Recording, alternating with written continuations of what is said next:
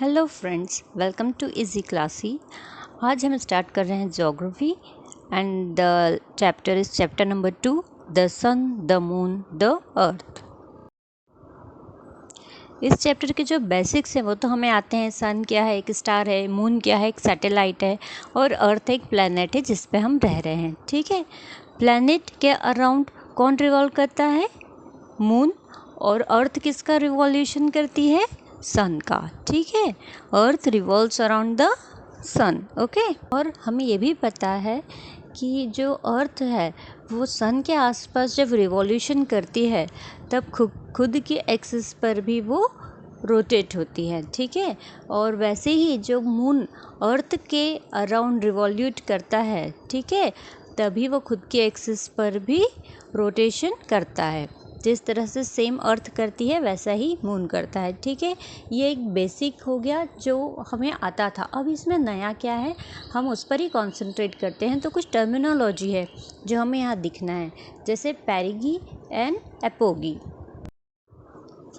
Now what is पेरिजी and what is apogee? Okay, तो हमें पता है कि जो ऑर्बिट होता है, जितना अभी तक हमने पढ़ा है वो क्या पढ़ा है कि ऑर्बिट कैसा शेप में होता है? इलिप्टिकल शेप में होता है, राइट।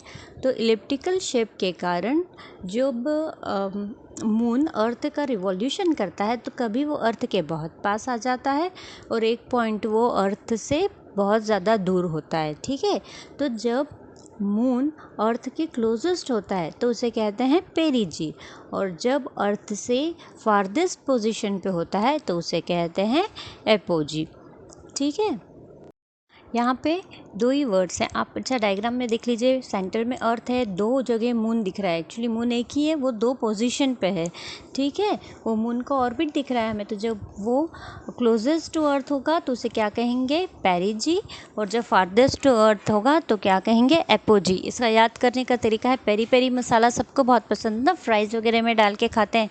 तो पेरी पेरी मसाला घर पे होगा तो आप उसे अपने पास रखेंगे या किसी को दे देंगे? नहीं, अपने पास रखेंगे। तो पास जो रहेगा वो क्या रहेगा? पेरी पेरी पेरी पास में रहेगा। तो पेरीजी क्या हो गया? क्लोजेस्ट टू अर्थ हो गया, राइट। और दूसरा हो गया एपोजी जो फारदेस्ट पोजीशन में है। तो जी डबल ई तो कॉमन है, आपको क्या याद रखना है? पेरी पेरी भी हमको याद रखना है, याद हो गया है। फिर दूसरा क्या है? एपो। ओके, तो ये हमें क्लियर हो गया है कि क्या होता है, इसमें कोई कन्फ्यूजन नहीं होगा, और नाम भी याद हो गए हैं। कब जब फारदेस्ट पोजीशन पर रहेगा तो क्या होगा वो भी पता है, और जब क्लोजेस्ट टू अर्थ रहेगा तब क्या होगा वो भी पता है। ये जब हम मून की बात करते हैं तो सबसे पहले हमें दो पता होने चाहिए टर्म्स।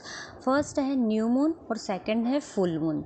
अभी न्यू मून किसे कहते हैं, फुल मून किसे कहते हैं, हिंदी में सबसे पहले बताती हूँ। न्यू मून यानी अमावस्या जो होती है उसे हम कहते हैं, और फुल मून जब पूर्णिमा होती है उसे कहते हैं। अभी याद रखने के लिए कैसे? फुल मून, जब मून हमें फुल दिखाई दे रहा है तो वो कौन सा फेज़ हुआ? फुल मून फेज़ हुआ। ओके, और न्यू मून जब पूरा अंधेरा हो जाएगा और अब वो मून फिर से नया आता है और धीरे धीरे बढ़ता है तो वो न्यू मून हो गया। ये दो टर्म्स भी क्लियर हो गई। अब जब हम फेसेस ऑफ मून देखते हैं तो उसमें हमें दो टर्म्स और आती हैं, period of waxing moon and period of waning moon. Okay, तो वैनिंग मतलब क्या होता है? वैनिंग मतलब धीरे धीरे डिक्रीज़ होते जाना ना उसका। जैसे फुल मून रहता है फिर धीरे धीरे उसका इल्यूमिनेशन कम होता जाता है, कम होता जाता है और बिल्कुल डार्कनेस आ जाती है, राइट। तो ये हो गया वैनिंग। इसे और अलग ढंग से कहें तो उसका मतलब क्या होता है? बीमार जैसा दिखना, है ना। तो क्या होगा, जब फुल मून रहता है तो कितना सुंदर दिखता है, और जैसे वो छोटा होता जाता है, छोटा होता जाता है, फिर छोटा सा दिख के वो न्यू मून हो जाता है। ठीक है, तो इसे क्या कहते हैं? Period of waning moon. कौन सा हो गया? Full moon to new moon. Okay, अब जब हमें एक पता हो जाता है तो दूसरा हमें ऑटोमेटिक याद हो जाता है। पीरियड ऑफ वैक्सिंग मून क्या हुआ? New moon to full moon, right. New moon में बिल्कुल काला है, अंधेरा है, और वो धीरे धीरे लाइट होते होते फुल मून पोजीशन में आ जाता है, ग्लो आ जाता है, तो उसे क्या कहेंगे? Period of waxing moon. Okay, तो अभी तक हमने क्या क्या पढ़ लिया? पेरिजी पढ़ लिया, एपोजी पढ़ लिया, ठीक है, फुल मून हो गया, न्यू मून हो गया, पीरियड ऑफ वैक्सिंग मून हो गया, and period of waning moon हो गया। ठीक है, इसमें टर्म्स ही हैं जो आपको ध्यान रखनी है।